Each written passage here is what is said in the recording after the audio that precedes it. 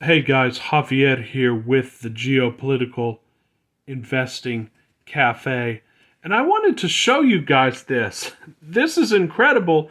It's another one of my mistakes, and it's one of those lessons that I'm solidifying and hopefully learning and taking to heart. It'll prove well also with Jack in the Box. And that is, this is LUNR stock. The ticker is LUNR. It is Intuitive Machines.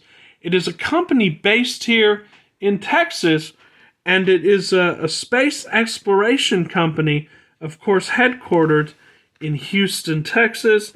And they've been trying to land robots on the moon. And the last time they did it was, I believe it was I forget exactly when it was, but it was from February to April. It says Intuitive Machines upgraded to a buy. Of course, that was 12 hours ago. Look at this, though, guys. I want you to look at this chart, then I'll explain to you why I'm even talking about this. So 6 months after the launch, guys, after the attempted launch, we'll show year to date here. Okay, the launch was February, actually, around February 20th. It went up to $10.99. Now, I had bought it, I think, around 5, right, in preparation for this launch. It went up to $10.99. I wish I would have sold it there, but of course, my trade wasn't based on that. My trade was based on the fact that they would have a successful launch. The launch was successful, but supposedly the robot that had gotten to Mars landed on its side. So the stock, of course, crashed. It crashed down to 530. And guys, it crashed down again. It stayed pretty flat. And guys, I got bored with it. And around March, I sold, guys. So I sold I basically broke even on that stock. I didn't lose much money. I hardly made any money. Now, let's go back further, guys. Another reason I bought this. Here you go. In 2023, this stock was at 40.70. And I forgot what actually made it go up so much. Maybe I think it was sentiment, or maybe that announced. I think they I think they have a contract with SpaceX. I think they still do, but they announced their collaboration with SpaceX. This is a way to invest. Actually, it was talked about at the time as a way to invest in SpaceX. It was 40.70. Again, it went down. But only a month ago, guys, it went for it. It had gone to about 8, and I would have gained money if I would have just waited then. But then it went up. Look at this. Now today it's at 12.42, which is about almost a year high. The 52-week high is 14.89, so it's almost at its year high. I was telling people at the time that I was just going to hold these shares because I knew I had an intuitive knowing, I had an intuitive belief that this company, guys, was going to keep going up, just simply because of the fact I liked the adventurous outlook of its founders. I liked the fact that they were basically founded low budget on the way up. I liked a lot of things about the company. I should have kept it. And the lesson that I learned is this. Even when a stock goes down, but I have a feeling in my gut, guys, that I believe that that company will do well long term.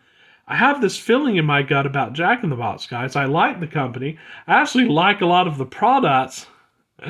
So even if the company goes down, I will hold that. Now, I did not make a huge bet in LUNR. I made a medium-sized bet.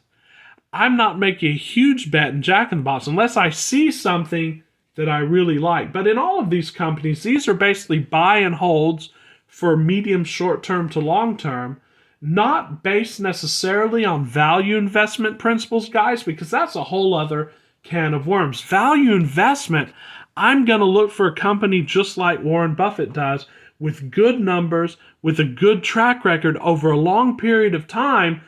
Intuitive Machines doesn't have that, and I'm going to look for a company where I can actually have a margin of safety. I'm going to actually value that company with accounting principles based on a projection based on probably 10 times earnings, then I'm going to look for a small PE ratio and I'm going to go into that. That is value investing. What I'm doing here, though, this is sort of like investing in a company that I believe in, not necessarily just for the numbers, although the numbers need to have at least a modicum of a successful outlook, so to speak. Do you understand what I'm saying? The numbers need to look at least pretty good, and I need to have trust in the people, guys. This is more of a subjective analysis. This is a more verbal analysis. This is more about a narrative. It's more about a story, that I have trust in the people associated with the company, and so therefore I'll hold on to it for a long time. But again, we're not betting the farm on this. This is not one of those leveraged bets that you're going to see me do once or twice a year. This is a buy and hold. If I would have done that, guys, I would have already made, in 6 months, 135 times my money. I would have doubled my money in 6 months just by doing nothing, but I sold it.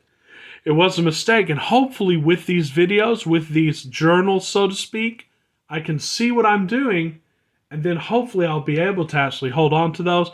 I am holding on to my Jack in the Box shares, and I will continue to hold them. And if they go down more, I will buy more. So just looking at this LUNR, I think it's pretty good. I'm not buying any right now, but I might.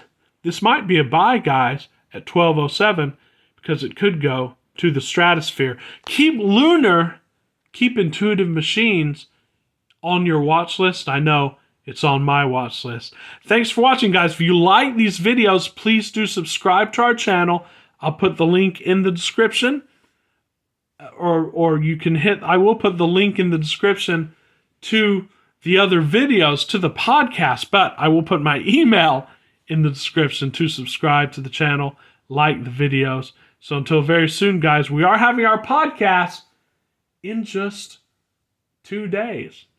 The Geopolitical Investors podcast, where I share with you my theses, I share with you my trains of thought, my brainstorming, and hopefully together we'll find that massive bet that's going to generate us multiples of our money. So until very soon, this is Javier with the Geopolitical Investing Cafe.